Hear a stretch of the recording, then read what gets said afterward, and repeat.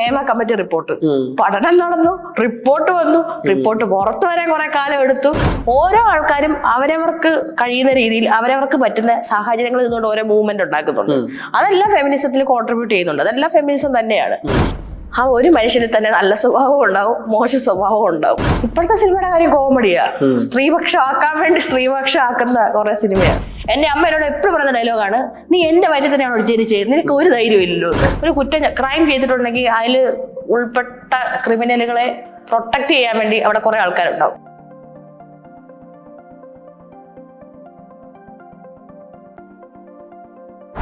വീട്ടുകാരെ പറ്റി ഒന്ന് പറയാമോ? വീട്ടിലെ അമ്മ, അമ്മൂമ്മ. അമ്മ അംഗൻവാടി ടീച്ചർ, അമ്മൂമ്മക്ക് ഇപ്പൊ 81 വയസ്സായി. അച്ഛനെ പറ്റി സംസാരിച്ചപ്പോ ഞാൻ ചോദിക്കാൻ വിട്ട ഒരു കാര്യമുണ്ട്. അച്ഛനെ പിന്നെ കണ്ടിട്ടുണ്ടോ? ഞാൻ കണ്ടിട്ടില്ല. കാണാൻ ശ്രമിച്ചിട്ടുണ്ടോ? ഞാൻ കാണാൻ ശ്രമിച്ചിട്ടൊന്നുമില്ല. അപ്പം ഒരുപാട് പേര് മിസ്ഇന്റർപ്രറ്റ് ചെയ്യുന്ന ഒരു സിസ്റ്റമാണ്, സിസ്റ്റം അല്ല, ഒരു ഐഡിയോളജിയാണ് ഫെമിനിസം എന്ന് പറയുന്നത്. എന്താണ് റിയൽ ഫെമിനിസം എന്ന് പറയുന്നത്? അങ്ങനെ റിയൽ ഫെമിനിസം, ഫേക്ക് ഫെമിനിസം അങ്ങനെയൊന്നും ഇല്ല. പക്ഷെ ഞാൻ എന്റെ പ്രൊഫൈലില് ഫേക്ക് ഫെമിനിസ്റ്റ് എന്നാണ് ഇട്ട് വെച്ചേക്കുന്നത്.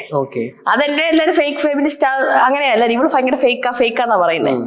അതുകൊണ്ട് ഞാനങ്ങനെ ചുമ്മാ ഫേക്ക് ആണെങ്കിൽ ഫേക്ക്, ഞാനത് അക്സെപ്റ്റ് ചെയ്യുന്നു, ഒരു പട്ടം പോലെ അങ്ങനെയാണ്. അതുകൊണ്ടാണ് അങ്ങനെ ഇട്ടേക്കുന്നത്. എന്റെ ഒരു അഭിപ്രായത്തിൽ റിയൽ ഫെമിനിസം, ഫേക്ക് ഫെമിനിസം എന്ന് പറയുന്നത് അങ്ങനെ സംഭവമില്ല. ഓരോ ആൾക്കാരും അവരവർക്ക് കഴിയുന്ന രീതിയിൽ അവരവർക്ക് പറ്റുന്ന സാഹചര്യങ്ങളിൽ നിന്നുകൊണ്ട് ഓരോ മൂവ്മെന്റ് ഉണ്ടാക്കുന്നുണ്ട്. അതെല്ലാം ഫെമിനിസത്തിൽ കോൺട്രിബ്യൂട്ട് ചെയ്യുന്നുണ്ട്. അതെല്ലാം ഫെമിനിസം തന്നെയാണ്. ഇപ്പൊ രഹന ഫാത്തിമ ഇപ്പൊ ചെയ്യുന്ന കാര്യം, അത് ആണെങ്കിൽ അതെനിക്ക് പേഴ്സണൽ ആയിട്ട് താല്പര്യമില്ല. അപ്പൊ എനിക്ക് വേണേ പറയാം ഇത് റിയൽ ആയിട്ടുള്ള ഫെമിനിസം അല്ല. പക്ഷെ അത് എന്റെ നാരോ മൈൻഡ് കൊണ്ടും എന്റെ മനസ്സത്ര ചെറുതായതുകൊണ്ടും ഞാൻ നിൽക്കുന്ന സൊസൈറ്റി അത്രയും നാരോ ആയതുകൊണ്ടും എന്റെ പ്രശ്നം കൊണ്ട് എനിക്ക് തോന്നുന്ന കാര്യമാണ്. പക്ഷെ വൈഡറായിട്ട് ചിന്തിക്കുവാണെങ്കിൽ അവരൊരു ബോഡി പൊളിറ്റിക്സിനെ പറ്റി പറയുന്നു, ഡെയിലി അവർ ബിക്കിനി ഇട്ട് ഷൂട്ട് ചെയ്യുന്നു. കുറെ ദിവസം കഴിയുമ്പോഴത്തേക്കും ഈ കൗതുകം എല്ലാം പോയി മാറി അത് നോർമൽ ആയിട്ടുള്ള ഒരു സംഗതിയായി മാറും. അങ്ങനെ നോക്കുമ്പോൾ അത് വലിയൊരു ഫെമിനിസ്റ്റ് മൂവ്മെന്റാണ്. പക്ഷെ ആൾക്കാർ ഇതാണോ ഫെമിനിസം? അപ്പൊ അത് വെച്ച് അവർ പൈസ ഉണ്ടാക്കും, അല്ലെ ബോഡിയുടെ, ഞാനും അങ്ങനെ ചിന്തിക്കാറുണ്ട്. അവര് ബോഡി പൊളിറ്റിക്സ് എന്ന് പറഞ്ഞിട്ട് വുമൺ ബോഡീനെ സെക്ഷലൈസ് ചെയ്ത് അത് വെച്ച് പൈസ ഉണ്ടാക്കുമല്ലേ എന്ന്. പക്ഷെ അവർക്ക് പൈസ കിട്ടുന്നില്ലേ? ഒരു പെണ്ണുകാരൻ ചെയ്യുമ്പോൾ അത് ഫെമിനിസം അല്ലേ? അപ്പോ അത് സെക്ഷലൈസ് ചെയ്യും. ഇപ്പൊ നമ്മുടെ ഒരു സൊസൈറ്റിയിൽ സെക്ഷലൈസ് ചെയ്യപ്പെടുന്നുണ്ട്. അത് അവരുടെ കുഴപ്പമില്ലല്ലോ. അത് കാണുമ്പോ അങ്ങനെ ചിന്തിക്കുന്ന ആൾക്കാരുടെ തലയുടെ പ്രശ്നമല്ലേ? അല്ല, ഇതിപ്പം സിനിമകൾ എടുത്താലും അത് തന്നെയാണല്ലോ നടക്കുന്നത്. ഇപ്പൊ ഒരു കൊമേഴ്ഷ്യൽ സിനിമ എടുത്തു കഴിഞ്ഞാൽ അതിനകത്ത് ഒരു ഐറ്റം സോങ് ഇല്ലാതിരിക്കത്തില്ല. അതേ ഫീമെയിൽ ബോഡിയുടെ ഒരു പ്രൊജക്ഷൻ തന്നെയല്ലേ, വേറെ രീതിയിലുള്ള പ്രൊജക്ഷൻ അല്ലേ. അപ്പൊ അത് വെച്ച് ആര് പൈസ ഉണ്ടാക്കുന്നു എന്നുള്ള കാര്യത്തിലാണ്. സ്ത്രീകൾ അവരുടെ ബോഡി ഉപയോഗിച്ച് അവർക്ക് സ്വന്തമായിട്ട് വേണ്ടി പൈസ ഉണ്ടാക്കിയ അത് ഒരു കുഴപ്പമില്ല.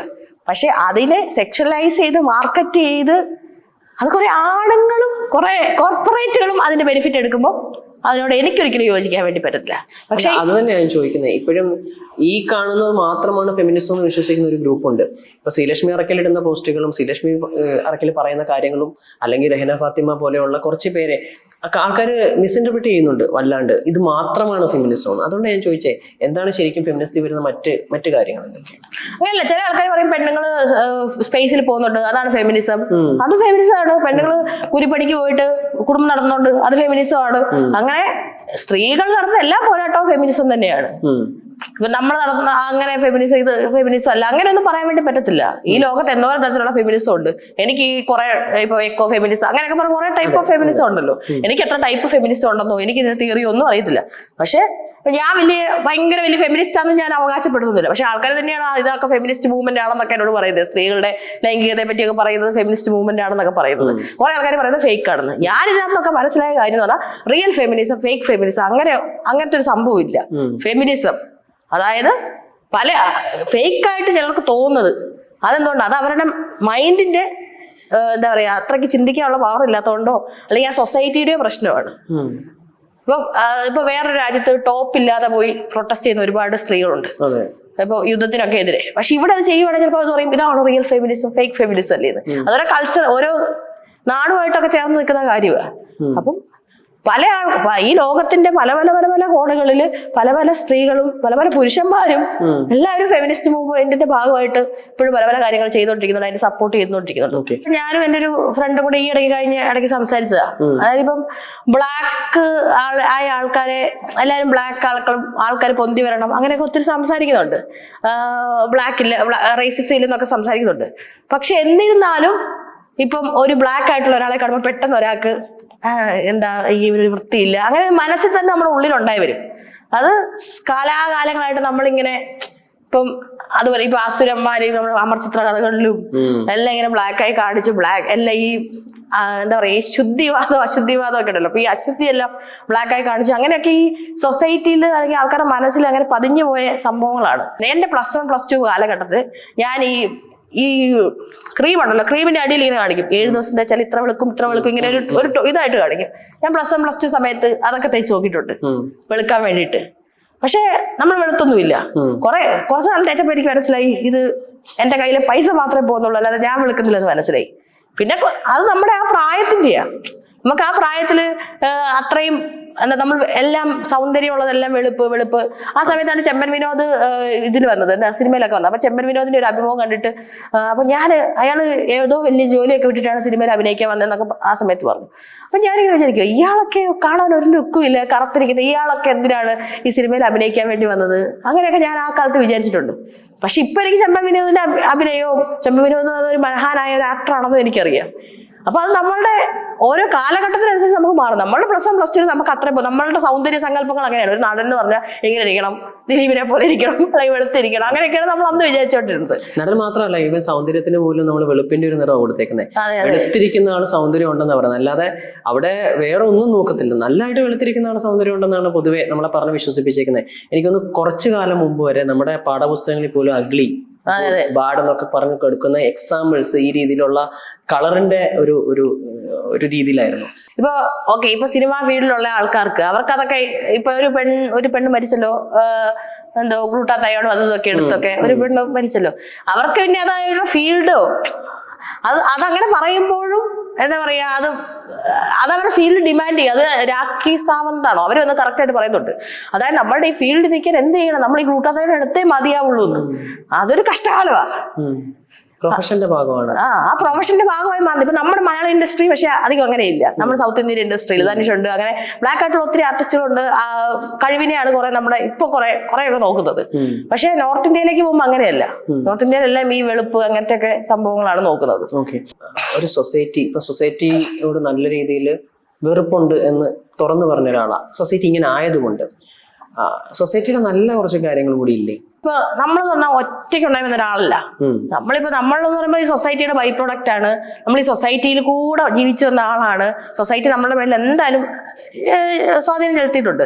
ഈ സൊസൈറ്റി പറഞ്ഞ മനുഷ്യന്മാരുടെ കൂട്ടം ആ ഒത്തിരി മനുഷ്യന്മാരെ നമ്മളെ ഹെൽപ്പ് ചെയ്തിട്ടുണ്ടല്ലോ. അപ്പോൾ സൊസൈറ്റിയുടെ നല്ല കാര്യങ്ങൾ എന്ന് വെച്ചാൽ സൊസൈറ്റി മനുഷ്യന്മാരെ കൊണ്ടാണ് ഉണ്ടാക്കിയിരിക്കുന്നത്. എന്തോരം നല്ല മനുഷ്യന്മാരെ എന്തോരം നല്ല കാര്യങ്ങൾ എനിക്ക് വേണ്ടി ചെയ്തിട്ടുണ്ട്. അപ്പം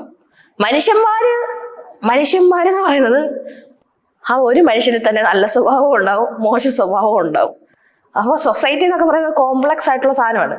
അതിലൊരു ചേഞ്ച് ഉണ്ടാവാൻ ആൾക്കാർ ഓപ്പൺ ആയിട്ട് സംസാരിച്ച് അവയർനെസ് ക്രിയേറ്റ് ചെയ്യുമ്പോൾ മാത്രമേ അത് കുറച്ച് ഇതുണ്ടാവുള്ളൂ. ശ്രീലക്ഷ്മി എന്ന വ്യക്തി ആഗ്രഹിക്കുകയാണ്, ഒരു സുപ്രഭാതത്തിൽ ഞാൻ ആഗ്രഹിക്കുന്ന രീതിയിൽ ഈ സൊസൈറ്റി ഒന്ന് മാറിയിരുന്നെങ്കിൽ.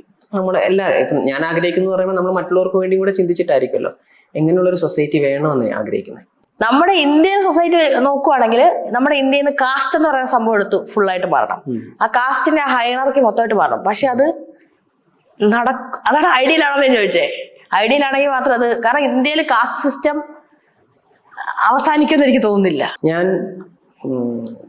കല്യാണം കഴിക്കാൻ പോകുന്നത് വേറൊരു കാസ്റ്റിൽപ്പെട്ട, അത് ഏത് കാസ്റ്റും ആയിക്കോട്ടെ, ഞാൻ അങ്ങനെ ഇന്ന കാസ്റ്റ് ഒന്നും പറയുന്നില്ല. അങ്ങനെയാണെങ്കിൽ ഞങ്ങൾ ഇന്റർ കാസ്റ്റ് ആയില്ലേ? എവിടെയാണ് ആ കാസ്റ്റ് ശുദ്ധി, ജാതി ശുദ്ധി എന്ന് പറയുന്ന ഒരു സാധനം ഉണ്ടല്ലോ. കുറെ ഇപ്പോഴും അത് പ്രാക്ടീസ് ചെയ്യുന്ന കുറെ കാസ്റ്റും റിലീജിയനും ഒക്കെ ഉണ്ട്. അങ്ങനെ ആകുമ്പോൾ ഈ ഇന്റർ കാസ്റ്റ് മാരേജ് ഇങ്ങനെ കൂടി വരുവാണെങ്കിൽ ഈ കാസ്റ്റ് എന്ന് പറയുന്ന സിസ്റ്റം ഒരു സമയം കഴിയുമ്പോൾ ഇല്ലാണ്ടാവത്തില്ല. കാസ്റ്റ് എന്ന് പറയുന്ന സിസ്റ്റം ചിലപ്പോൾ ആ പേരുണ്ടാവൂല, പക്ഷെ ആൾക്കാരുടെ മനസ്സിൽ ആ ഐഡിയ എപ്പോഴും നിലനിൽക്കും. ഇപ്പൊ 2 കാസ്റ്റ് കല്യാണം കഴിച്ചതെങ്കിൽ ഈ കാസ്റ്റ് തന്നെ ഇപ്പം സബ് കാസ്റ്റുകളുണ്ട്. ഒരു കാസ്റ്റിൽ തന്നെ സബ് കാസ്റ്റ് ഉണ്ട്. ആ സബ് കാസ്റ്റുകളിൽ ഹൈറാർക്കി ഉണ്ട്. ഇപ്പൊ ഒരു കാസ്റ്റ് കല്യാണം കഴിക്കുവാണെങ്കിലും ആ സബ് കാസ്റ്റിലെ ഹൈറാർക്കി അവരുടെ മനസ്സിൽ എപ്പോഴും ഉണ്ടാവും. ഞാൻ കുറച്ച് ഹയർ, നീ കുറച്ച് ലോവർ, ആ ഒരു സാധനം ഉണ്ടാവും. അപ്പൊ അതുകൊണ്ട് കാസ്റ്റ് എന്ന് പറയുന്ന ആ പേരുകൾ ഇല്ലാതായാലും ആൾക്കാരുടെ മനസ്സിലുള്ള ബോധം ഇല്ലാതാവാൻ ഭയങ്കര ബുദ്ധിമുട്ടാണ്. അതാണ് എന്റെ അങ്ങനെ ഇല്ലാതായി ഉണ്ടാവണമെന്നാണ് എന്റെ ആഗ്രഹം. അതിങ്ങനെ ചോദിച്ചുകൊണ്ട്, പക്ഷെ അത് ഒരു ഐഡിയലായിട്ട് നടക്കുമെന്ന് എനിക്ക് തോന്നുന്നില്ല. കാരണം കുറച്ച് ആൾക്കാർക്ക് ഇവിടെ പവർ വേണം, ഹൈറാർക്കി വേണം. കുറച്ചാൾ നമ്മുടെ ഇപ്പൊ ഒരു പുതിയ റിപ്പോർട്ട് വന്നു, ഇന്ത്യയിലെ സമ്പത്ത് മൊത്തം വളരെ 1% ആൾക്കാരുടെ കയ്യിലാണുള്ളതെന്ന്. അപ്പൊ അത് അങ്ങനെ തന്നെ നിലനിർത്തിക്കൊണ്ട് പോകണമെങ്കിൽ എന്ത് വേണം? ഇവിടെ കാസ്റ്റ് വേണം. അതായത് ഇവിടുത്തെ ദളിതായ ആൾക്കാരെല്ലാം ഇവിടെ സ്ലമ്മിൽ കിടക്കണം, ദളിതായ ആൾക്കാരെല്ലാം തൂപ്പുജോലി ചെയ്തുകൊണ്ടിരിക്കണം, ആരും അവിടെ CEO ഒന്നും ആയിക്കൊണ്ടിരിക്കുന്നത്. അപ്പൊ കാസ്റ്റ് സിസ്റ്റം നിലനിൽക്കണം എന്നുള്ളത് ഇവിടെ ഈ ഇതുപോലെ ഈ അപ്പറിലിരിക്കുന്ന ആൾക്കാരുടെ 1% ആൾക്കാരുടെ വളരെയധികം അവരാണ് ഈ കൺട്രി റൺ ചെയ്യുന്നത്. അത് പണ്ട് തൊട്ടേ ഉള്ള സിസ്റ്റം അല്ലേ? എനിക്ക് തോന്നുന്നു ചതുർവർണ്ണ സിസ്റ്റം ഉള്ള കാലം തൊട്ടേ ഈ അപ്പറിലിരിക്കുന്ന ആൾക്കാരുടെ ആവശ്യമാണല്ലോ ശരിക്കും പറഞ്ഞു കഴിഞ്ഞാൽ കാസ്റ്റ് നിലനിൽക്കണമെന്നുള്ളത്. അതെ അതെ, അതിന്റെ ബെനിഫിറ്റ് ശരിക്കും ആർക്കാണ്? അവർക്കാണ്. അതെ, അതിനാണ് ബെനിഫിറ്റ് ഇല്ല, അവരുണ്ടാക്കിയത് അതിനു വേണ്ടിയിട്ടാണ്. എക്സാക്ട്. അപ്പൊ ഞാൻ ചോദിച്ചു വന്നത് ഇപ്പൊ ജെൻ ആൽഫ, ഏറ്റവും റീസെന്റ് ആയിട്ടുള്ള ജനറേഷനെ നമ്മൾ ജെൻ ആൽഫ എന്നാണ് വിളിക്കുന്നത്. അതുപോലെ തന്നെ ജെൻസി. ശ്രീലക്ഷ്മിക്ക് തോന്നുന്നുണ്ടോ ഇവരൊക്കെ ഈ കാസ്റ്റിലും ഈ റിലീജിയനിലും ഒക്കെ അടിയുറച്ച് വിശ്വസിച്ച് അതിൽ നിൽക്കുമെന്ന്? എനിക്ക് തോന്നുന്നുണ്ട്. കൃഷ്ണകുമാറിന്റെ ഫാമിലി എത്ര വലിയ പുരോഗമന ഫാമിലിയാണ്. അവർ ജെൻസിയും ജെൻ ആൽഫയും അങ്ങനത്തെ ജെൻ ആൽഫ എന്നൊരിക്കലും ജെൻസി ഉണ്ടല്ലോ അതിനകത്ത്. അപ്പം അവർ ഫോളോ ചെയ്ത പൊളിറ്റിക്സ് എന്താണ്?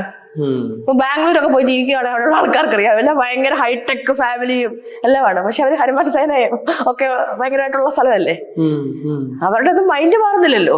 നമ്മൾ കുറച്ച് മോഡേൺ ആയിട്ടുള്ള വസ്ത്രം ഇട്ടെന്ന് പറഞ്ഞ് നമ്മൾ മോഡേൺ ആവുന്നില്ല. അതൊരു മൈനോറിറ്റി അല്ലേ?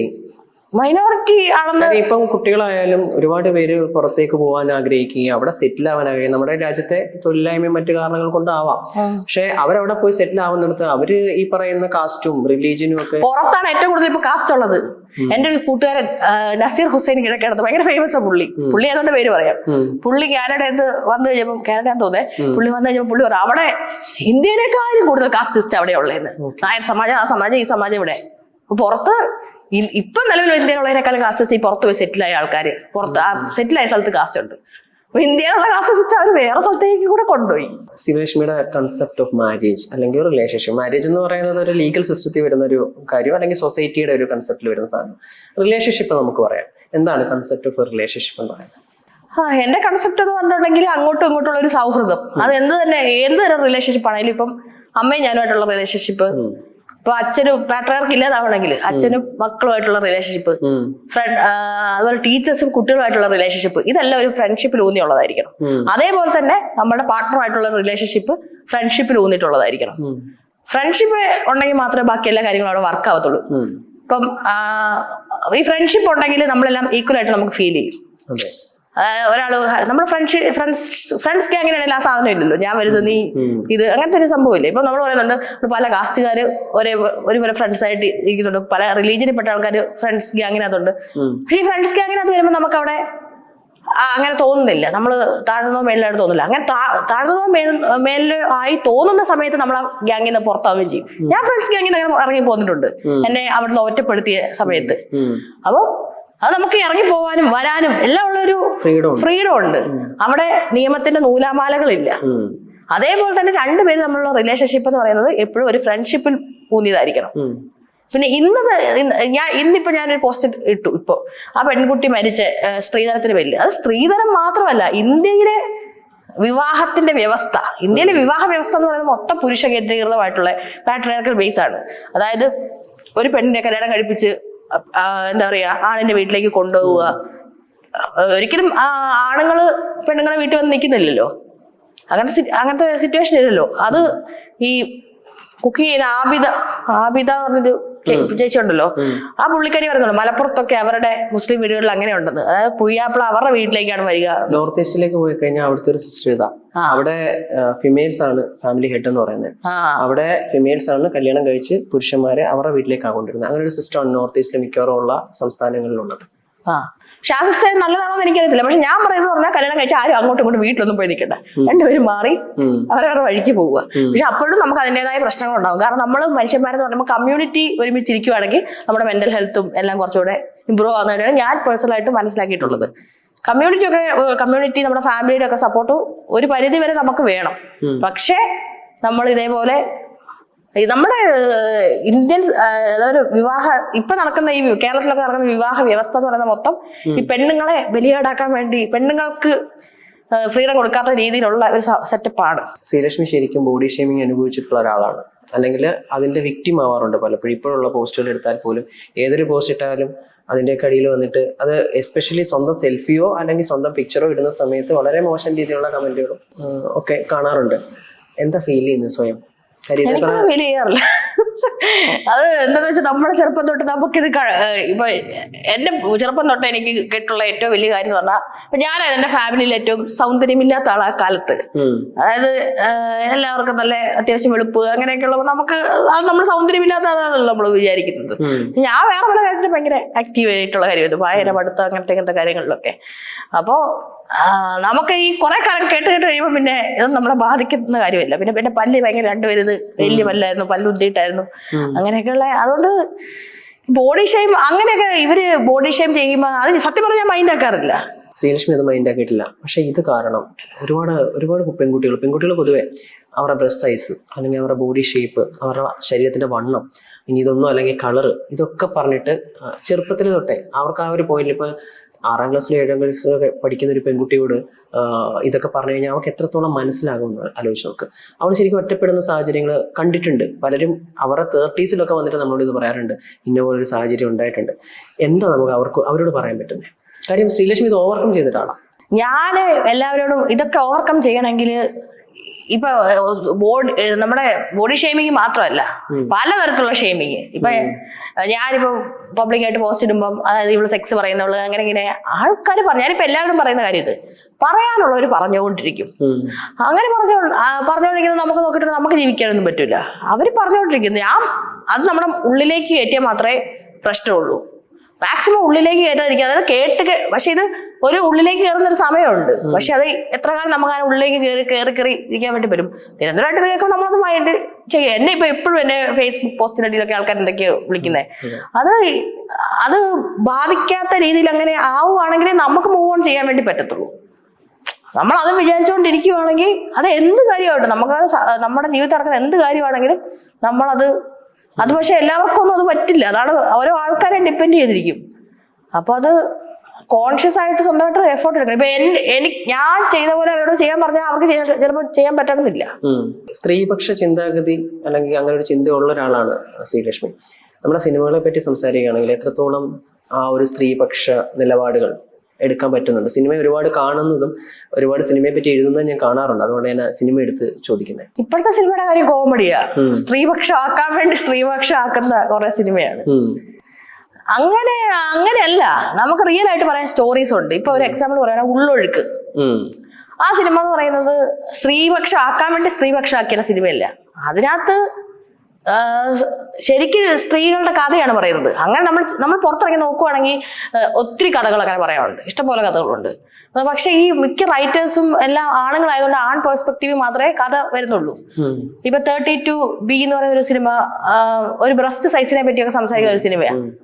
അപ്പൊ അതൊരു വുമണാണ് ഡയറക്ട് ചെയ്തേക്കുന്നത്. അപ്പൊ ഈ ഫീൽഡിനകത്തേക്ക്, ഈ ഇൻഡസ്ട്രിയിലേക്ക് കൂടുതൽ ടെക്നീഷ്യന്മാരും റൈറ്റേഴ്സും ഡയറക്ടേഴ്സും ഒക്കെ സ്ത്രീകൾ വന്നാൽ മാത്രമേ സ്ത്രീകളുടെ കഥകൾ മുന്നോട്ട് വരുള്ളൂ. അല്ലാതെ ആണുങ്ങൾ കുറച്ച് സ്ത്രീപക്ഷ സിനിമ എടുക്കുമ്പോൾ അത് എത്രയൊക്കെ സ്ത്രീപക്ഷം ആയിരിക്കും, പക്ഷെ അതിനകത്ത് വേറെ കൊമേഴ്ഷ്യൽ എലമെന്റും പിടിച്ചു വലിച്ച് സ്ത്രീപക്ഷം ആക്കുന്ന പോലെ ഒരു ഫീലാണ് ഉള്ളത്. ഒരു കാര്യം കൂടെ ചോദിച്ചോട്ടെ, ഈ എഴുതാൻ ഇഷ്ടമുള്ള ആളാണെന്ന് പറഞ്ഞു. ഇപ്പൊ സിനിമയായിട്ട് ചേർത്ത് നിർത്തുവാണെങ്കിൽ അങ്ങനെ ഒരു പ്ലാൻ ഉണ്ടോ? എപ്പോഴെങ്കിലും ഒരു കഥ എഴുതണം അല്ലെങ്കിൽ ഒരു സിനിമ ചെയ്യണം? എനിക്ക് സത്യം പറഞ്ഞാൽ അങ്ങനെ ആഗ്രഹമൊന്നും ഇല്ലായിരുന്നു. പിന്നെ ഇപ്പൊ എന്റെ കൂടെ നടക്കുന്ന ആൾക്കാരൊക്കെ സിനിമാക്കാരാ. കുറെ സിനിമാക്കാരുമായിട്ട് എനിക്ക് അങ്ങനെ കുറച്ച് കമ്പനിയായി. ഞാൻ സത്യം പറഞ്ഞാൽ ഞാൻ ഒരു അക്കാദമിക് ആയിട്ടുള്ള ഒരാളായിരുന്നു. അതായത് ഫിസിക്സ് പഠിച്ച് പിന്നെ BEd MEd അങ്ങനെയൊക്കെ ഒരു അക്കാദമിക് ലെവൽ. അപ്പൊ ഞാൻ പണ്ട് പ്ലാൻ ചെയ്ത എന്റെ ജീവിതം ഭയങ്കര അക്കാദമിക് ലെവലിൽ ഇങ്ങനെ കോളേജ്, യൂണിവേഴ്സിറ്റി അങ്ങനെയൊക്കെ പോകുന്ന വിചാരിച്ചേ. ഇത് നേരെ ഓപ്പോസിറ്റ് ആയിട്ട് കുറെ കലാകാരന്മാരുടെ കൂടെയായി ഇപ്പൊ എന്റെ ജീവിതം. ഡാൻസ്, പാട്ട്, അങ്ങനെ സിനിമ, അവരുടെയൊക്കെ കൂടെ ഇപ്പൊ കുറെ അങ്ങനെ ഒരു വഴിയിലായിപ്പോയി. അത് ആവാൻ വേണ്ടിയുള്ള കാരണം തന്നെ ഈ ആർട്ടും സൊസൈറ്റിയും ഈ ആക്ടിവിസവും അതെല്ലാം ബ്ലെൻഡ് ചെയ്ത് നിൽക്കുന്ന ഒരു സംഭവമാണ്. അതുകൊണ്ടാണ് എനിക്ക് ഇങ്ങനത്തെ ഒരു കണക്ഷനും കൂടെ ഉണ്ടായി വന്നത്. അപ്പോ അങ്ങനെ നമ്മള് കൂട്ടുകാർ അങ്ങനെ ഉണ്ടായി വരുമ്പം ഇവരെന്നോട് സജഷൻസ് ചോദിക്കാറുണ്ട്, ഇങ്ങനെയാണെങ്കിൽ എങ്ങനെയാ. അപ്പൊ ഞാൻ കുറച്ചേരം സജഷൻസ് ഒക്കെ പറഞ്ഞു കൊടുക്കാറുണ്ട്. എനിക്ക് പിന്നെ കഥ എഴുതാനുള്ള അത്രയും ഇതൊന്നും ഉണ്ടെന്ന് തോന്നില്ല. പക്ഷെ ചില ഇപ്പം ഇതൊക്കെ കാണുമ്പോൾ ഇത് നമുക്കൊരു ഷോർട്ട് ഫിലിം ആക്കിയാൽ അങ്ങനെയൊക്കെ എന്റെ മനസ്സിൽ ഇപ്പം തോന്നുന്നുണ്ട്. അപ്പൊ ചിലപ്പോൾ ഞാൻ ഭാവിയിൽ വല്ല കഥയൊക്കെ എഴുതിയേക്കാൻ പറയാൻ പറ്റത്തില്ല. പക്ഷെ സിനിമയിൽ നോക്കാം അത്രയൊന്നും ബഡ്ജറ്റ് നമ്മുടെ കയ്യിലില്ലല്ലോ. ബഡ്ജറ്റ് അല്ലല്ലോ, കണ്ടന്റിലല്ലേ. അതോ അങ്ങനെ ബഡ്ജറ്റ് വേണമല്ലോ. അതെ, ഞാൻ പലപ്പോഴും കണ്ടിട്ടുള്ള പോസ്റ്റുകൾ ഈ സെക്സിനെ പറ്റി പറയുന്നതോ അല്ലെങ്കിൽ പൊളിറ്റിക്സ് പറയുന്നതോ മാത്രമല്ല, അല്ലാതെ ഇപ്പം കഴിഞ്ഞ ദിവസം ഞാൻ കണ്ടൊരു പോസ്റ്റ് എന്ന് പറയുന്നത് ഒരു സാധാരണപ്പെട്ട ഒരു കുട്ടിക്ക് പഠന ആവശ്യത്തിനായിട്ട് ആ കുട്ടിയെ സ്പോൺസർ ചെയ്യാൻ ആരെങ്കിലും ഉണ്ടോ, ഏതാണ്ട് 100K ഫോളോവേഴ്സ് ഉള്ള ആ ഒരു മീഡിയത്തിനെ യൂസ് ചെയ്യാണ് ശരിക്കും ശ്രീലക്ഷ്മി ചെയ്യുന്നത്. അപ്പോൾ അത്തരം ഒരു സൈഡും കൂടെ ശ്രീലക്ഷ്മിക്ക് ഉണ്ട്. അത് മറ്റുള്ളവർ തിരിച്ചറിയുന്നുണ്ടോ എന്ന് എനിക്കറിയത്തില്ല. എന്തുകൊണ്ട് ആൾക്കാരെല്ലാം ഈ നെഗറ്റീവ് മാത്രം ഫോക്കസ് ചെയ്യുന്നത് ശ്രീലക്ഷ്മിയുടെ കാര്യം വരുമ്പോൾ? അത് സെക്സ് പറഞ്ഞ ഒരു സ്ത്രീക്ക് ആ ഒരു ഇമേജേ കിട്ടത്തുള്ളൂ. കാരണം ഒരു സ്ത്രീ ഏറ്റവും കൂടുതൽ മോശമാക്കിയിട്ട് കാണിക്കാൻ പറ്റുന്ന സെക്സ് പറയുന്ന ഒരു സംഭവമാണല്ലോ. പിന്നെ ഇവിടെ മറ്റേ പോക്ക് കേസ് മറ്റേ വെടി എന്നൊക്കെ പറയുകയാണെങ്കിൽ പിന്നെ അതവർക്ക് അങ്ങനെ ഒരു പട്ടം കൊടുക്കുവാണെങ്കിൽ പിന്നെ അവർ വിചാരിക്കും ഇതൊക്കെ കേട്ടാ നമ്മളെന്തോ നടന്നു പോകുമെന്ന്. അവരങ്ങനെ പറഞ്ഞുകൊണ്ടിരിക്കും. പിന്നെ ഞാൻ ഇതൊക്കെ ചെയ്യുന്നതിന്റെ മെയിൻ കാരണം എന്ന് പറഞ്ഞാൽ എന്നെ കുറെ പേര് സ്പോൺസർ ചെയ്തിട്ടാണ് ഞാൻ MSc ഒക്കെ പഠിച്ചത്. ഇവിടെ എന്റെ ഹോസ്റ്റൽ ഫീസും പിന്നെ ട്യൂഷൻ ഫീസും ഒക്കെ ഞാൻ കൊടുത്തത് ഇതുപോലെ എന്നെ സ്പോൺസർ ചെയ്യുകയോ ചെയ്ത ആൾക്കാർ. എനിക്കൊരു 2-3-4 ലക്ഷം രൂപ സ്പോൺസർ ആൾക്കാർ ചെയ്ത് തന്നിട്ടുണ്ട്. അതുകൊണ്ടാണ് ഞാൻ എന്റെ MSc പഠനം പൂർത്തീകരിച്ചത്. എന്റെ വീട്ടിൽ പൈസ ഒന്നും ഇല്ലാത്ത. അപ്പോൾ നമ്മൾ അങ്ങനെ ചെയ്യും. പിന്നെ ഞാൻ നവോദയയിലാണ് പഠിച്ചത്. നവോദയ എന്ന് പറയുമ്പോൾ ഇന്ത്യയിലെ പാവപ്പെട്ട ആൾക്കാരുടെ ടാക്സും കൊണ്ടാണ് ഞാൻ എന്റെ പല്ല് തേക്കുന്ന പേസ്റ്റ്, ബ്രഷ്, കുളിക്കുന്ന സോപ്പ്, എണ്ണ, ഇതെല്ലാം ഞാൻ ഈ പാവപ്പെട്ട ആൾക്കാർ കർഷകരെ കൊടുക്കുന്ന ടാക്സ് കൊണ്ടാണ് ഞാൻ എൻ്റെ പഠനകാലം ഏകദേശം ചെലവഴിച്ചിട്ടുള്ളത്. അപ്പൊ നമ്മൾ തിരിച്ചെന്തെങ്കിലും ചെയ്യേണ്ടത്. അങ്ങനെ അതുകൊണ്ടാണ് ഇങ്ങനത്തെ കാര്യം ചെയ്യാനുള്ള ഇഷ്ടം. പിന്നെ ഇതിന് കൂടുതലായിട്ട് നമ്മൾ പിന്നെ ആദിശക്തി എന്ന് പറയുന്ന ഒരു NGO, മുത്തങ്ങ സമരത്തിന്റെ ഗീതാനന്ദമാഷ് ഒരു NGO നടന്നുണ്ട്. അപ്പൊ അത് നമ്മൾ ആ NGO ആയിട്ട് നമുക്കൊരു കണക്ഷൻ ഉണ്ട്.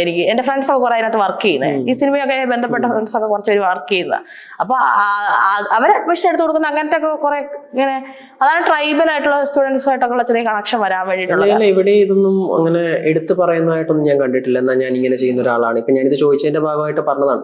അങ്ങനെയൊന്നും ഞാൻ ഇന്നും കണ്ടിട്ടില്ല. ഞാൻ ഒരു വീഡിയോ ഇട്ടേക്കാം, ഇന്ന് ഞാൻ ഇന്ന ആക്ടിവിറ്റീസ് ചെയ്തു, അതൊന്നും കണ്ടിട്ടുമില്ല. എനിക്കൊന്നും അതൊക്കെയാണെന്ന് തോന്നുന്നു മറ്റുള്ളവര് ഇതും കൂടി അറിയണമെന്ന് എനിക്ക് തോന്നി. അതുകൊണ്ടാണ് ഞാൻ ആ ഒരു കാര്യം ചോദിച്ചത്. അല്ല, ഞാൻ ഈ ചാരിറ്റിയുടെ ഒരു ഇതായതുകൊണ്ട് എനിക്ക് ആ സമയത്ത് എനിക്ക് BSc 3rd റാങ്ക് യൂണിവേഴ്സിറ്റിയിൽ ഫിസിക്സിൽ കിട്ടിയ സമയത്താണ് എന്നെ സ്പോൺസർ ചെയ്യാൻ വേണ്ടി ഒരു ആൾക്കാർ വന്നത്. അപ്പൊ സ്പോൺസർ ചെയ്യാൻ വന്നപ്പോൾ എനിക്ക് ഇതിനകത്ത് മനസ്സിലായി, ഇതിനകത്ത് കുറെ പേര് ഉടായിപ്പാന്ന് മനസ്സിലായി. പ്രത്യേകിച്ച് പെൺകുട്ടികളെയും കൂടെ ആൾക്കാർ സ്പോൺസർ ചെയ്യുമ്പോൾ അതിനകത്ത് എനിക്ക് ഓർമ്മയുണ്ട് കുറെ ആൾക്കാരൊക്കെ വിളിച്ചിട്ട് ഞങ്ങൾ ഹോസ്റ്റൽ സെറ്റപ്പ് സ്റ്റേ അക്കോമഡേഷൻ റെഡിയാക്കി തരാം ഇന്ന സ്ഥലത്തിന്റെ. അപ്പൊ അത് പറയുമ്പോഴേ നമുക്കറിയാം ഇതൊക്കെ ഉദ്ദേശം വേറെയാണെന്ന്. അപ്പൊ ഈ ചാരിറ്റി എന്ന് പറയുന്ന ഫീൽഡിനകത്ത് കുറെ ഉടായിപ്പുണ്ടെന്ന് നമുക്കറിയാം. ശ്രീലക്ഷ്മി ഇത്ര ധൈര്യം എന്ന് പറയുന്നത് നമ്മുടെ ജനറ്റിക്കലായിട്ട് കിട്ടിയത്, നമ്മുടെ DNA ഉള്ള എന്റെ അമ്മയുടെ ധൈര്യമാണ്. എന്റെ അമ്മയ്ക്ക് ഭയങ്കര ധൈര്യമാണ്. ഞാൻ എപ്പോഴും എല്ലാ ഇന്റർവ്യൂവിലും പറയുന്ന കാര്യമാണ്. എന്റെ അമ്മ എന്നോട് എപ്പോഴും പറയുന്ന ഡയലോഗാണ്, നീ എന്റെ വയറ്റിൽ തന്നെയാണ് ജനിച്ചത്, നിനക്ക് ഒരു ധൈര്യം ഇല്ലല്ലോ എന്ന്. അപ്പൊ എന്റെ അമ്മയുടെ ധൈര്യം ഒന്ന് ആലോചിച്ച് നോക്കി. എന്റെ അമ്മയുടെ ധൈര്യത്തിന്റെ ഒരു 4 ധൈര്യം പോലും എനിക്കില്ല. അമ്മ ഭയങ്കര, ഞങ്ങളുടെ ഇരിട്ടി എന്ന് പറയുന്ന നാടാ എന്റെ റോന്ത് ഷൂട്ട് ചെയ്തേ. ഇന്ന് ആ റോന്തിനകത്ത് അതേ ഇരുട്ടാണ് ആ രാത്രിയില്. അപ്പൊ എന്റെ അമ്മ എന്റെയൊക്കെ ചെറുപ്പത്തിൽ അത്ര ഇരുട്ടാ. ആ ഇരുട്ടില് ചൂട്ടൊക്കെ കത്തിച്ച് പാർട്ടി മീറ്റിംഗ് ഒക്കെ കഴിഞ്ഞ് രാത്രി 12 മണിക്ക് ഒറ്റയ്ക്ക് വരും. അത്രയ്ക്ക് ധൈര്യമുള്ള, ഞാൻ ഇന്നും പോകൂല നാട്ടിൽ കൂടെ 7 മണിക്ക് പോയി ഞാൻ പോകൂല. അത്രയ്ക്ക് ധൈര്യമുള്ളവരാണ് എന്റെ അമ്മ. എന്റെ അമ്മ എന്ന് പറഞ്ഞാൽ ഭയങ്കര ധൈര്യശാലിയാ. പാമ്പിനെയൊക്കെ തല്ലിക്കൊല്ലും. അങ്ങനെ ഞാൻ പാമ്പിനെയൊക്കെ ഓടും. അപ്പൊ എനിക്ക് ധൈര്യം സാധനം സത്യം പറഞ്ഞാ ഇല്ല. പക്ഷെ ധൈര്യം എന്ന് പറഞ്ഞാൽ DNA, അമ്മയുടെ ധൈര്യം സത്യം പറഞ്ഞാൽ എനിക്കില്ല. അതാണ് എനിക്ക് അമ്മയുടെ അത്രയും ധൈര്യം ഉണ്ടായിരുന്നെങ്കിൽ എന്ന് ഞാൻ ആഗ്രഹിക്കാറുണ്ട്. ഈ ധൈര്യത്തെ പറ്റി സംസാരിക്കുമ്പോൾ ഇന്ന് ഒരുപാട് നിയമങ്ങൾ നിലവിലുണ്ട്, സ്ത്രീപക്ഷ നിയമങ്ങളുണ്ട്, അങ്ങനെ തന്നെ പറയണം. സോ എന്നിട്ട് പോലും ഇത്രയേറെ ക്രിമിനൽ ആക്ടിവിറ്റീസ് എഗെയിൻസ്റ്റ് വുമൺ നടക്കുന്നുണ്ട്. ഇപ്പൊ റീസെന്റ് ആയിട്ട് വെസ്റ്റ് ബംഗാളിൽ റിപ്പോർട്ട് ചെയ്ത അതേ സിറ്റുവേഷന് സെയിം സംസ്ഥാനത്ത് വീണ്ടും അതേ ഇഷ്യൂസ് ഉണ്ടാവുകയാണ്. അത് എല്ലായിടത്തും ഉണ്ടാകുന്നുണ്ട്, പലതും റിപ്പോർട്ടിൽ വരുന്നില്ല. എന്തുകൊണ്ടാണ് ഇത്രയും കുറ്റകൃത്യങ്ങൾ കൂടുന്നത് നമ്മുടെ നാട്ടിലെ സ്ത്രീകൾക്കെതിരെ? പ്രത്യേകിച്ചും ഒരു ക്രൈം ചെയ്തിട്ടുണ്ടെങ്കിൽ അതിൽ ഉൾപ്പെട്ട ക്രിമിനലുകളെ പ്രൊട്ടക്ട് ചെയ്യാൻ വേണ്ടി അവിടെ കുറെ ആൾക്കാരുണ്ടാവും. ഇപ്പം പ്രത്യേകിച്ച് അവിടെയൊക്കെയാണ് ഈ കാസ്റ്റിന്റെ ഒക്കെ റോള്. ഇപ്പൊ നമ്മളിപ്പോ UP പല സ്ഥലത്തേക്ക് കാണുവാണെങ്കിൽ മിക്ക ദളിത് കുട്ടികളെ റേപ്പ് ചെയ്യുന്ന അപ്പർ കാസ്റ്റ് ആയിട്ടുള്ള ആൾക്കാർ. അപ്പൊ അവിടുത്തെ ക്രൈമിനല്ല, അവിടെ ആ കാസ്റ്റിൽപ്പെട്ട ആളെ സംരക്ഷിക്കാൻ വേണ്ടിയുള്ളതാണ്. നമ്മുടെ ഇവിടെ തന്നെ ഒന്ന് നോക്ക്, ഒരു കാസ്റ്റിൽപ്പെട്ട ഒരാള് എന്തെങ്കിലും ക്രൈം ചെയ്യുവാണെങ്കിൽ അല്ലെങ്കിൽ ഇവിടെ നോക്കുകയാണെങ്കിൽ ഇപ്പൊ ഒരു CPM കാരൻ അല്ലെങ്കിൽ ഒരു കോൺഗ്രസ്സുകാരൻ അല്ലെങ്കിൽ ഒരു BJP കാരൻ അവരൊരു ക്രൈം ചെയ്താൽ ആ ക്രൈമിന് ശിക്ഷ കിട്ടണമെന്നല്ല, അയാൾ ഒരാളെ പ്രൊട്ടക്ട് ചെയ്യാൻ വേണ്ടി ആ ഗ്രൂപ്പ് മൊത്തം അവിടെ ഉണ്ടാവും. അതാണ് അവിടുത്തെ പ്രശ്നം. നമ്മളെ ഇപ്പൊ സർക്കാർ ജോലി ഇരിക്കുന്ന ആൾ ഒരു കുറ്റം ചെയ്തു, അയാളെ പ്രൊട്ടക്ട് ചെയ്യാൻ അവിടുത്തെ യൂണിയൻ ഉണ്ടാവും. അതുകൊണ്ടാണ് ആ സിസ്റ്റം, ആ ഒരാൾ ക്രൈം ചെയ്യുമ്പം എന്നെ പ്രൊട്ടക്ട് ചെയ്യാൻ ഇത്രയും ആൾക്കാർ കൂടെ ഉണ്ടാവും എന്നുള്ളൊരു വിശ്വാസം. ഞാൻ ഉൾപ്പെടെ ഉള്ളവര് എന്താ പറയാ, ഇത്ര ഒരു സിസ്റ്റം മാറണമെന്ന് ആഗ്രഹിക്കുന്നുണ്ട്. അപ്പൊ നമ്മളിപ്പോൾ സംസാരിച്ചുകൊണ്ടിരിക്കുകയാണല്ലോ, നമുക്ക് എങ്ങനെ എന്ത് ചെയ്താൽ അല്ലെങ്കിൽ എന്തൊരു സിസ്റ്റം വരണമെന്നാണ് നമ്മൾ പ്രൊപ്പോസ് ചെയ്യേണ്ടത്? കാര്യം എല്ലായിടത്തും പ്രശ്നങ്ങൾ പറഞ്ഞിട്ട് കാര്യമില്ലല്ലോ. നമുക്കൊരു പ്രൊപ്പോസൽ വെക്കാന്ന് പറഞ്ഞാൽ ഇങ്ങനെ ഒരു കാര്യം കൂടെ നടന്നാൽ നല്ലതായിരിക്കും. നമ്മൾ എന്ത് പ്രൊപ്പോസ് ചെയ്യും? ഓക്കെ, അതിവിടെ നടന്ന ഒരു എക്സാമ്പിൾ നമ്മൾ എടുക്കാം. ഹേമ കമ്മിറ്റി റിപ്പോർട്ട്, പഠനം നടന്നു, റിപ്പോർട്ട് വന്നു, റിപ്പോർട്ട് പുറത്തു വരാൻ കുറെ കാലം എടുത്തു. അതുകൊണ്ട് അങ്ങനെ എല്ലാ കാര്യങ്ങളും അതാണ് അതിന്റെ ഒരു സിസ്റ്റമാറ്റിക് ആയിട്ടുള്ള ഒരു വേ. ഇപ്പൊ നമ്മളിപ്പോ സ്ത്രീധനത്തിന്റെ പേര് ഇന്നൊരു പെൺകുട്ടി ഇന്നലെ മരിച്ചു. അപ്പൊ നമ്മൾ ഇപ്പൊ ഈ വനിതാ കമ്മീഷൻ എന്ന് പറയുന്ന കുറെ ആൾക്കാർ ഇവിടെ ഉണ്ട്. അവർ കുറെ ഗവൺമെന്റിന്റെ പൈസ, നമ്മൾ ടാക്സ് കൊടുക്കുന്ന പൈസ മേടിച്ചിട്ടാണല്ലോ ചോറ് തന്നോണ്ടിരിക്കുന്നത്. അവർക്ക് എന്ത് ചെയ്യാം? കേരളത്തിൽ ഇത്ര കാലം നടന്ന സ്ത്രീധന മരണങ്ങൾ എത്ര പേര് ശിക്ഷിക്കപ്പെട്ടിട്ടുണ്ട്? അല്ലെങ്കിൽ ഇപ്പൊ സൈബർ സെൽ എന്ന് പറയുന്ന സംഭവമുണ്ട്. സ്ത്രീകൾക്ക് നേരെ നടക്കുന്ന സൈബർ അതിക്രമങ്ങൾ എത്ര പേര് ശിക്ഷിക്കപ്പെട്ടു, എന്താണ് അതിന്റെ എങ്ങനെയാണ് നിയമ ഭേദഗതി നടത്തേണ്ടത്, ഇങ്ങനെയെല്ലാം കറക്റ്റ് ആയിട്ട് സ്റ്റഡി നടത്തി. നമ്മുടെ ഇവിടെ റിസർച്ചിനും സ്റ്റഡിക്കും വേണ്ടിയൊക്കെ ഇഷ്ടംപോലെ ഫണ്ടും ഉണ്ട്, കുറെ ഓർഗനൈസേഷൻസും ഉണ്ടാക്കി വെച്ചിട്ടുണ്ട്. പക്ഷെ അവരൊക്കെ എന്താ ചെയ്യുന്നത്? അതൊക്കെ ഓരോ പാർട്ടിപ്പെട്ട ആൾക്കാർക്ക് ജോലി കൊടുക്കാനും അത് ഡയറക്ടർമാരാക്കി വെക്കാനും ഒക്കെ ഒരു സംഭവമല്ലേ. അപ്പോൾ ഞാൻ ഇന്ന് വിചാരിച്ചു, ഈ എത്ര സ്ത്രീധന മരണങ്ങളെ കുറിച്ച് എന്തുകൊണ്ട് ഇവർ സ്റ്റഡി നടത്താതെ? ഇത്ര പേര് മരിച്ചു, എത്ര പേർക്ക് ശിക്ഷ കിട്ടി? ഇപ്പം തന്നെ മറ്റേ കിരൺ എന്ന് പറയുന്ന അയാൾക്ക് ഇപ്പൊ ജാമ്യം കിട്ടിയല്ലോ. അപ്പോൾ അതിന്റെ ഒക്കെ അപ്പൊ അതിന്റെ ലൂപ്പ് ഹോൾ എന്താണ്? ഇങ്ങനെയുള്ള സ്ഥലത്ത് ഇപ്പൊ ഭയങ്കര പാവപ്പെട്ട ഒരു ഫാമിലി ആണെങ്കിൽ ഒരു സ്ത്രീധന മരണം നടന്നാൽ അവർക്ക് അഡ്വക്കേറ്റിനെ ആര് പ്രൊവൈഡ് ചെയ്യും? അങ്ങനെയൊക്കെയുള്ള അല്ല അഡ്വക്കേറ്റിനെ കളക്റ്റീവ് ഉണ്ടാക്കുക, ഇങ്ങനെയൊക്കെ സിസ്റ്റം ഫുള്ളായിട്ട് മാറണം. എല്ലാ കാര്യത്തിനെ പറ്റി പഠനം വരണം. അത് കറക്റ്റായിട്ട് ഇവിടെ എല്ലാത്തിനും പഠനം വരുന്നുണ്ട്, പക്ഷെ ബാക്കിയൊന്നും അങ്ങോട്ടേക്ക് നടക്കുന്നില്ല. അപ്പോൾ എല്ലാവരെയും ഇത് ഫുള്ള് ഈ ഓർഗനൈസേഷൻസ് CPIM, കോൺഗ്രസ്, BJP ഇങ്ങനത്തെ ഉള്ള പാർട്ടി, ഇപ്പൊ CPM-കാര് അവരാണ് എല്ലാ സംഭവത്തിനകത്തും ഇരിക്കുന്നത്, എല്ലാ കമ്മീഷനകത്തും എല്ലാ ഇതിനകത്തും ഇരുന്ന് ഇപ്പൊ കാരണം 10 കൊല്ലത്തോളം ആയല്ലോ. അപ്പോ അത് ഇപ്പോ ഏതാൾക്കാര് അത് പാർട്ടിക്കാരവിടെ ഇരിക്കുമ്പോ പാർട്ടിക്കാരല്ല ഇരിക്കണ്ടേ, അതിന് ക്വാളിഫൈഡ് ആയിട്ടുള്ള ഈ ആൾക്കാർ ഇരിക്കുകയും അതിനനുസരിച്ചുള്ള മാറ്റം ഉണ്ടാവുകയും ചെയ്യണം. ഈ ലീഗൽ സിസ്റ്റത്തെ പറ്റിയിട്ടും ഇപ്പോഴത്തെ സിറ്റുവേഷനെ പറ്റിയിട്ട് സംസാരിച്ചതുകൊണ്ട് നമ്മുടെ ഒരു കണക്ഷൻ വെച്ചിട്ട്, അല്ലെങ്കിൽ ഇപ്പൊ ഒരു സ്ത്രീക്ക് ഒരു പ്രശ്നം ഉണ്ടായി, അവർക്ക് വിശ്വസിച്ച് ആരെ കണക്ട് ചെയ്യാൻ പറ്റും? എങ്ങനത്തെ പ്രശ്നം ഉണ്ടായെന്നാ? എന്ത് പ്രശ്നമായാലും, അത് എന്ത് തരം പ്രശ്നം, അബ്യൂസ് ആയിരിക്കാം, സ്ത്രീധനത്തിന്റെ പ്രശ്നങ്ങളായിരിക്കാം, അല്ലെങ്കിൽ ഇപ്പൊ ആത്മഹത്യ എന്ന് പറയുന്നത് നിസ്സാര കാര്യമല്ലോ. അവരുടെ ജീവിതം അവസാനിപ്പിക്കാൻ തീരുമാനിക്കുകയാണ്, അതിന് അതിൻ്റെതായ കാരണങ്ങൾ കാണാം. ഇങ്ങനെ ഏത് പ്രശ്നമായാലും ഒരു സ്ത്രീക്ക് വരുന്ന പ്രശ്നം, അതിന് നമുക്ക് റെസ്പോണ്ട് ചെയ്യാൻ എന്തെങ്കിലും ഒരു സംഘടനാ സംവിധാനമോ അല്ലെങ്കിൽ അങ്ങനെ എന്തെങ്കിലും നമ്മുടെ ഇപ്പോഴുള്ള ഒരു അവസ്ഥയിലുണ്ട്? കേരളത്തിലെ കാര്യം ചോദിക്കും. കേരളത്തിലെ ഗവൺമെന്റിന്റെ കുറെ സംവിധാനങ്ങളൊക്കെ ഉണ്ട്, വനിതാ കമ്മീഷൻ പോലെ, പിന്നെ എന്തൊക്കെയോ ചെറിയ പ്രോജക്റ്റുകൾ പോലെയൊക്കെയുള്ള സംഗീതം അങ്ങനെയൊക്കെ പറയുന്ന എന്തൊക്കെയോ പരിപാടികളൊക്കെ ഉണ്ട്. പക്ഷെ ഇതിനെ പറ്റിയുള്ള അവയർനെസ് എനിക്ക് പോലും ഇല്ല. ഞാൻ അത്യാവശ്യം എഡ്യൂക്കേറ്റഡ് ആണല്ലോ. എന്നോട് ഇതുപോലെ ചോദിച്ചാൽ എനിക്ക് ഇതുപോലെ ഗൂഗിൾ തപ്പി അല്ലെങ്കിൽ ആരോടും ചോദിച്ചെങ്കിലേ പറയാൻ പറ്റത്തുള്ളൂ. അപ്പൊ അതിനെപ്പറ്റി അവയർനെസ് കൊടുക്കുക. ഇപ്പം വുമൺ ആൻഡ് ചൈൽഡ് അവരുടെ ഡിപ്പാർട്ട്മെന്റിനൊക്കെ എന്താ പറയാ, ഇങ്ങനെ ഒരു അഡ്വർടൈസ്മെന്റും അതും കൊടുക്കാമല്ലോ. ഇപ്പം പിണറായി സർക്കാരിന്റെ 4ാം വാർഷികം എന്ന് പറഞ്ഞ് പരസ്യം ചെയ്യുന്നതിന് പകരം ഇങ്ങനത്തെ ഉള്ള കാര്യങ്ങൾക്ക് വേണ്ടിയിട്ട് പരസ്യം ചെയ്യാമല്ലോ. അതിന് സൈഡിലൊരു പിണറായിയുടെ പടം വെക്കാം, അപ്പോഴും അവരുടെ പരസ്യമാവുമല്ലേ ചെയ്യുന്നത്. അപ്പോൾ അതേപോലെ ഇതുപോലെ സൊസൈറ്റിക്ക് വേണ്ട ഒത്തിരി പ്രോജക്റ്റുകളുണ്ട്. ആ പ്രോജക്റ്റുകളെ പറ്റി ആൾക്കാരിലെ പുറത്തേക്ക് എത്തിക്കുക.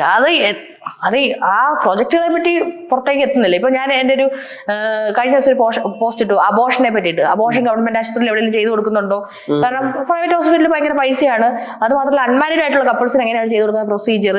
അപ്പൊ അതിന്റെ അടിയിൽ ആരോ കമന്റ് ചെയ്തു ഇങ്ങനെ ഒരു സംഭവം ഉണ്ട് ഗവൺമെന്റിന്റെ. പക്ഷെ അതിനെപ്പറ്റി എന്നോട് അഡ്വർടൈസ് ചെയ്യണ്ടേ? അഡ്വർടൈസ് ചെയ്താലേ അത് ആൾക്കാരിലേക്ക് എത്തത്തുള്ളൂ.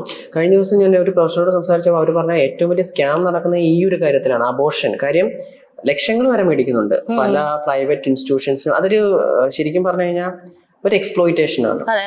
ഇത് ആരോടും പറഞ്ഞു നടക്കാൻ പറ്റത്തില്ലല്ലോ. ഇപ്പൊ അൺമാരീഡ് ആയിട്ടുള്ള ഒരു പേഴ്സൺ പ്രഗ്നന്റ് ആവുകയാണെങ്കിൽ ഓട്ടോമാറ്റിക്കലി അവരെ സംബന്ധിച്ചിട്ട് അവർക്ക് അത് കണ്ടിന്യൂ ചെയ്യാൻ താല്പര്യമില്ലെങ്കിൽ അത് അവർക്ക് പ്രൈവറ്റ് ആയിട്ട് വെച്ചേ പറ്റും. അവിടെ ശരിക്കും ആ ഒരു സ്കാം നടക്കുന്നുണ്ടെന്നുള്ളതാണ്. അത് ആ ആള് തന്നെ, ഇത് ഇവിടെ ഞാൻ കേട്ടേന്ന് അറിയത്തില്ല, എനിക്കൊന്ന് മീഡിയയിലാണ് കേട്ടേന്ന് തോന്നുന്നു. ആള് പറയുന്നത് തന്നെയാണ്, അങ്ങനെ ഒരു സിസ്റ്റം വേണം ഗവൺമെന്റ് ലെവലിലുണ്ടെങ്കിൽ. അതിന്റെ കണക്കുകൾ നമുക്കറിയാം, എത്ര അബോർഷൻസ് നടക്കുന്നുണ്ട്. ഇതൊന്നും ഇല്ല ഇപ്പൊ നിലവിൽ.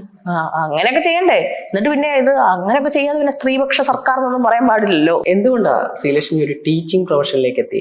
ടീച്ചിങ് എപ്പോഴും നമുക്ക് ഇഷ്ടമാണ്. ടീച്ചിങ്ങിന് നമ്മളെ ആകെ എക്സൈറ്റ് ചെയ്യുന്ന ഇപ്പോഴത്തെ ഘടകം എന്ന് പറയുന്നത് മുന്നിലിരിക്കുന്ന പിള്ളേര് മാത്രമേ ഉള്ളൂ. അല്ലാതെ ആ സിസ്റ്റം ഭയങ്കര കറപ്റ്റഡാ, ഭയങ്കര ഹൈറാർക്കിയുള്ള ഭയങ്കര മോശം സിസ്റ്റമാണ്. ഏറ്റവും വൃത്തികെട്ട സ്ഥലം സ്റ്റാഫ് റൂമുകളാണ്. അപ്പൊ അങ്ങനത്തെ ഒരു സിസ്റ്റത്തില് അവിടെയുള്ള ആൾക്കാർക്ക് വിവരം ബോധമില്ല. എഡ്യൂക്കേഷൻ അല്ലല്ലോ, ഒരു സമൂഹത്തെ പറ്റി ഒരു വിവരവും. കഴിഞ്ഞ ദിവസം ഞാനൊരു സിനിമ കണ്ടു, അത് കുറെ നാളായി റിലീസായിട്ട്, സ്ഥാനാർത്ഥി ശ്രീകുട്ടൻ. ഞാനത് കണ്ടില്ല, നീ കാണണം. അതില് പ്രതിപാദിക്കുന്ന ഒരു വിഷയം ടീച്ചിങ് വരുന്നുണ്ട്. അതേപോലെ തന്നെ ഒരു ഐഡിയൽ ക്ലാസ് റൂം എങ്ങനെ വേണം എന്നുള്ളത് പറഞ്ഞാണ് അത് നിർത്തുന്നത്. അത് ഞാൻ കണ്ടു, എന്റെ ബെഞ്ച് ഇങ്ങനെ.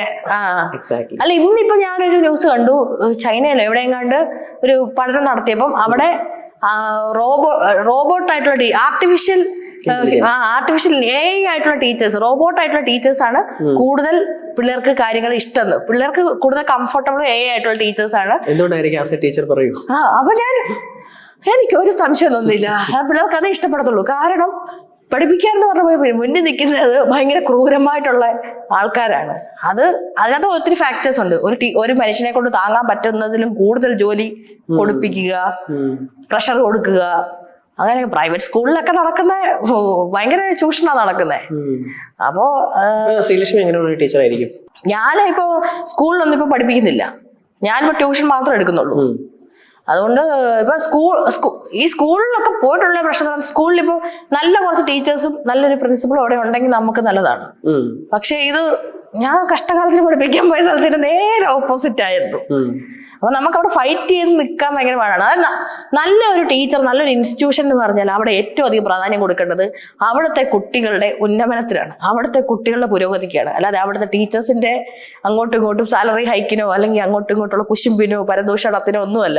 മിക്ക സ്കൂളുകളിൽ ഇപ്പൊ നടക്കുന്ന ടീച്ചേഴ്സ് അങ്ങോട്ടും ഇങ്ങോട്ടും തമ്മിലുള്ള പരദൂഷണവും കുശുമ്പോ, അങ്ങനെ എന്താ പറയാ, ടീച്ചേഴ്സ് തമ്മിലുള്ള ഈഗോ ക്ലാഷും ടീച്ചേഴ്സ് തമ്മിലുള്ള അടിയാണ് നടക്കുന്നത്. അതിന്റെ പേരിലാണ് ഈ ഇടയ്ക്ക് കിളിമാനൂരിൽ ഒരു കുട്ടി ലൈംഗികമായി പീഡിപ്പിക്കപ്പെട്ടു എന്നൊക്കെ പറഞ്ഞ് ഭയങ്കര ഒരു ടീച്ചർ, ചന്ദ്രലേഖ എന്നോ എന്തോ പറയുന്ന ഒരു ടീച്ചർ പറഞ്ഞുണ്ടാക്കി. അങ്ങനെ ഇപ്പൊ അത് കേസൊക്കെ ആയല്ലോ ആ സംഭവം. അപ്പൊ ഞാൻ അതിനെപ്പറ്റി പോസ്റ്റ് ഇട്ടപ്പം ഒരാളെ കുറെ പേര് എനിക്ക് ഇട്ടു, അവരുടെ സ്കൂളിലെ ഇത് തന്നെയാന്ന് പറഞ്ഞിട്ട് അയച്ചു. ഒരാളെ എനിക്ക് മെസ്സേജ് ഇങ്ങനെയാണ്, ഈ പോസ്റ്റിനെ ആദ്യമൊക്കെ വായിച്ചപ്പോൾ ഞാൻ വിചാരിച്ചു നിങ്ങൾ എന്റെ സ്കൂളിനെ പറ്റി എഴുതിയെന്ന, പിന്നെ അവസാനം വന്നപ്പോഴാണ് ഇത് കിളിമാനൂരുള്ള വേറെ ഏതോ സ്കൂളിനെ പറ്റിയാന്ന് എനിക്ക് മനസ്സിലായത്. ഒരുപാട് നടക്കുന്നുണ്ടെന്ന്. സ്കൂളുകളൊക്കെ അത്രയും ഭയങ്കര മോശം. നമ്മളിപ്പോ പഠിപ്പിക്കാൻ പോകുന്നത് തന്നെ പിള്ളേർ വന്ന് പറയുമല്ലോ. ഗവൺമെന്റ് സ്കൂളുകളൊക്കെയാണ് പിന്നെ കുറച്ചെങ്കിലും ഭേദമുള്ളത്. പിന്നെ ഓരോ നാട് മാറുന്നതിനനുസരിച്ച് മാറും. ശ്രീലക്ഷ്മിയുടെ ഒരു ഐഡിയോളജി ഓഫ് ലൈഫ് എന്താ? അത് എന്റെ അമ്മൂമ്മ പറഞ്ഞൊരു കാര്യം പറയാം. എന്റെ അമ്മമ്മയോട് ചോദിച്ചു, കൊച്ചൻ നീ ജോലിക്കൊന്നും പോകുന്നില്ലേ എന്ന് ചോദിച്ചു. അപ്പൊ ഞാൻ പറഞ്ഞു, അമ്മ ഈ ഗവൺമെന്റ് ജോലി എന്ന് പറഞ്ഞാൽ ഒരു ഫ്രീഡം ഇല്ല, ഒരു പൈസയൊക്കെ കുറെ കിട്ടും. അപ്പൊ അമ്മമ്മ പറഞ്ഞു, കൊച്ചെല്ലാരും ചോദിക്കുന്നുണ്ട്, അമ്മയോട് എല്ലാവരും ചോദിക്കുന്നുണ്ട്. കാരണം അമ്മ അംഗൻവാടി ടീച്ചർ, അപ്പൊ ഒരു ഗവൺമെന്റുമായിട്ട് ബന്ധപ്പെട്ട ഒരു സിസ്റ്റം ആണല്ലോ. പിന്നെ ഞാൻ ഭയങ്കര പഠിപ്പിച്ചൊക്കെ ആയതുകൊണ്ട് എല്ലാവരും ഞാൻ എന്തോ വലിയ സംഭവമാകുന്നു, ഗവൺമെന്റ് ഇതാവും എന്നൊക്കെ വിചാരിച്ചിരുന്നതാണ്. അപ്പൊ ഞാൻ അമ്മയോട് പറഞ്ഞു, അമ്മ എനിക്ക് വീട്ടിൽ പറഞ്ഞു, എനിക്ക് ഗവൺമെന്റ് സിസ്റ്റത്തോടും താല്പര്യം, എനിക്ക് PSC എഴുതുന്നില്ല ഞാൻ. അതായത് എനിക്ക് PSC താല്പര്യമില്ല. കാരണം ഇപ്പൊ PSC എന്ന് പറയുമ്പോ പോലീസിന്റെ PSC, അതിനെന്ത് കുറെ റിനൈസൻസ്, കുറെ കാണാൻ പാഠം പഠിച്ചിട്ട് അതങ്ങ് ഇതാക്കുക. അപ്പൊ എനിക്ക് അതൊന്നും ഈ സെലക്ഷൻ ക്രൈറ്റീരിയ ഒക്കെ ഭയങ്കര മോശമാണെന്നാണ് എനിക്ക് തോന്നുന്നത്, എല്ലാ ജോലികളുടെയും. അതായത് കോമ്പീറ്റന്റ് ആയിട്ടുള്ള, അവിടെ കുറെ ബൈഹാർട്ട് പഠിക്കുന്നേ. ഇപ്പൊ പ്രൈവറ്റിലൊക്കെ അതിനേക്കാൾ എത്രയും നല്ല മിടുക്കന്മാരായിട്ടുള്ള ആൾക്കാരുണ്ടാവും. അത് ഗവൺമെന്റ് കയറിയ ആൾക്കാർ, ഞാൻ കുറെ ആൾക്കാരെ കാണുമ്പോൾ ഡെയിലി അവരുടെ കാൽബൽ കുറഞ്ഞ് അവർ പുറകിലേക്ക് പോകുന്ന പോലെയാണ് എനിക്ക് തോന്നുന്നത്. സാമ്പത്തികമായി മുന്നോട്ട് വരുന്നുണ്ടെങ്കിലും അവരുടെ ജീവിതത്തിൽ, അവരുടെ ഭൗതികതയിൽ അവർ കുറഞ്ഞ് വരുന്നതായിട്ടാണ് എനിക്ക് തോന്നുന്നത്. അപ്പൊ ഞാൻ അവിടെ വീട്ടിൽ പറഞ്ഞു, ഞാൻ അതുകൊണ്ടാണ് PSC ഒന്നും എഴുതാത്തതെന്ന്. അപ്പൊ എന്റെ അമ്മമ്മ പിറ്റേ ദിവസം ഉറങ്ങിയൊക്കെ എണീറ്റിട്ട് എന്നോട് പറയാ, കൊച്ചേ ഞാൻ ഇരുന്ന് ആലോചിച്ചു, ഇത്രയും വിദ്യാഭ്യാസമുള്ള കുട്ടി എന്തുകൊണ്ട് ജോലി വേണ്ട, അല്ലെങ്കിൽ ട്യൂഷൻ എടുക്കാം എന്ന് പറയുന്നു എന്ന്. അപ്പൊ അമ്മമ്മയ്ക്ക് മനസ്സിലായത് എന്താന്ന് വെച്ചാൽ, ഇത്രയും പഠിച്ചു കഴിഞ്ഞപ്പോ അവർക്ക് മനസ്സിലായി ഏറ്റവും ഇമ്പോർട്ടൻസ് എന്ന് പറഞ്ഞാൽ സ്വാതന്ത്ര്യമാണെന്ന്. അതുകൊണ്ടായിരിക്കും കൊച്ച് ഗവൺമെന്റ് ജോലി വേണ്ടെന്ന് പറയുന്നത്. അപ്പൊ എന്റെ ജീവിതത്തിൽ ഏറ്റവും പ്രധാനം എന്ന് പറയുന്നത് സ്വാതന്ത്ര്യം. അതിനാണ് ഞാൻ ഏറ്റവും ഇമ്പോർട്ടൻസ് കൊടുക്കുന്നതാണ് എനിക്ക് തോന്നുന്നത്. എവിടെ വേണമെങ്കിലും ഇറങ്ങി പോകാൻ പറ്റുക, ഇഷ്ടമുള്ളപ്പോൾ വരിക, ആരെ വേണമെങ്കിലും വിളിക്കാൻ പറ്റുക, അങ്ങനെ എല്ലാ മനുഷ്യന്മാർക്കും, എല്ലാ ജീവജാലങ്ങൾക്കും ഏറ്റവും പ്രധാനപ്പെട്ടതെന്ന് പറഞ്ഞാൽ സ്വാതന്ത്ര്യമാണെന്നാണ് എനിക്ക് തോന്നുന്നത്. എന്താ ഫ്യൂച്ചർ പ്ലാൻസ്? കുറെ പ്ലാൻ ചെയ്താണ് ഞാൻ ജീവിതം ചെറുപ്പത്തിൽ വിചാരിച്ചത്. പക്ഷെ അതേപോലെ ഒന്നുമല്ല എൻ്റെ ജീവിതം പോയത്.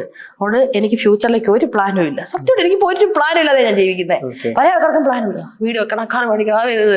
എനിക്ക് അങ്ങനത്തെ ഒന്നാമത്തെ കാര്യം എന്റെ ചെറുപ്പം ഇതുപോലെ പണ്ട് ഫെറാലവലി തേച്ച കാലത്ത് എനിക്ക് ഇതുപോലെ ആഗ്രഹം ഉണ്ടായിരുന്നു, വലിയ വീട് വെക്കണം, കാറ് മേടിക്കണം, അങ്ങനെയൊക്കെ എനിക്ക് ആഗ്രഹം ഉണ്ടായിരുന്നു. പക്ഷെ എനിക്കിന്ന് അങ്ങനെ ഒരു ആഗ്രഹമില്ല. എനിക്ക് പൈസ ഉണ്ടാക്കണമെന്ന് ആഗ്രഹമില്ല. കാരണം നമ്മൾ പൈസ ഉണ്ടാക്കണം എന്നുള്ള ആഗ്രഹം നമ്മുടെ മനസ്സിൽ കയറുമ്പോഴാണ് നമ്മൾ കൂടുതൽ കറപ്റ്റ് ആകുന്നത്. നമ്മൾ പിന്നെ പല കാര്യങ്ങളും കോംപ്രമൈസ് ചെയ്യേണ്ടതും ഒക്കെ വരുന്നത്. എനിക്ക് സത്യം പറഞ്ഞാൽ പൈസ ഉണ്ടാക്കണമെന്ന് ആഗ്രഹമേ ഇല്ല. ജീവിച്ചു പോകാനുള്ള ഒരു പൈസ, അതായത് ജോലി ചെയ്ത് അങ്ങനെ ഇങ്ങനെയൊക്കെ വേണം. ഒരുപാട് കാലം ജീവിക്കണമെന്നോ അങ്ങനെ ഒന്നും എനിക്ക് ആഗ്രഹമില്ല. പുതിയ തലമുറയിൽ ഉണ്ടാക്കാൻ ആഗ്രഹമില്ല. ഇപ്പൊ ഞാൻ പുതിയ തലമുറയിൽ ഉണ്ടാക്കിയിട്ടാ വേണ്ട ഞാൻ അതിനുവേണ്ടി കാറും വീടും കുറെ പൈസയൊക്കെ ചിലവാക്കി വെക്കട്ടെ. എനിക്ക് പറ്റുന്ന പോലെ ഇത്രയും കാലം ജീവിച്ചിരിക്കണം, 100 വയസ്സ് വരെ, അല്ലെങ്കിൽ ഇപ്പൊ അടുത്ത നാളെ മരിച്ചു പോയാലും എനിക്ക് അതിലൊന്നും വലിയ കാര്യമൊന്നുമില്ല. എനിക്ക് ശ്രീലക്ഷ്മിയോട് സംസാരിച്ചിട്ട് ഞാൻ അതിപ്പം ഫോളോ ചെയ്യുമ്പോഴായാലും ശ്രീലക്ഷ്മിയുടെ പോസ്റ്റുകൾ വായിക്കുമ്പോഴായാലും കണ്ടിട്ടുള്ള ഇന്റർവ്യൂകളിലായാലും ഒക്കെ എനിക്ക് റെവല്യൂഷനാണ് ഫീൽ ചെയ്യുന്നത്, വിപ്ലവമാണ്. അത് തന്നെയാണ് എനിക്ക് ഇവിടെ നേരിട്ട് കണ്ട് സംസാരിക്കാൻ നമ്മൾ ആദ്യമായിട്ടാണ് നേരിട്ട് കാണുന്നത്. അന്നേരം എനിക്ക് തോന്നുന്നത് അത് തന്നെയാണ്. ഒരുപാട് കാര്യങ്ങൾ എനിക്ക് തോന്നുന്നു മാറാനുണ്ട്. അതിപ്പം ഞാൻ ഉൾപ്പെടെയുള്ള ഒരു വിഭാഗം ചിന്തിക്കുന്ന കാര്യം തന്നെയാണ്. ഇത് കേൾക്കുന്ന ഇപ്പൊ ശ്രീലക്ഷ്മിയുടെ ഈ ഇന്റർവ്യൂ ഇതുവരെ ഇരുന്ന് കാണണമെന്നുണ്ടെങ്കിൽ അത്രയും പേര് ശ്രീലക്ഷ്മിയുടെ വ്യൂസിനോട് അക്സെപ്റ്റ് ചെയ്യുന്നവരായിരിക്കും, അല്ലെങ്കിൽ അങ്ങേ അറ്റം എതിർക്കുന്നവരായിരിക്കും. ഇത് രണ്ടായാലും ഈ പറഞ്ഞ കാര്യങ്ങൾ, നമ്മൾ ഇന്നിവിടെ ചർച്ച ചെയ്ത ഓരോ വാക്കുകളും നമുക്ക് ഉപയോഗപ്രദമാകുന്ന കാര്യങ്ങൾ തന്നെയാണ്. അങ്ങനെ ആവട്ടെ. Thank you. അതെ അതെ അതെ. Okay, thank you.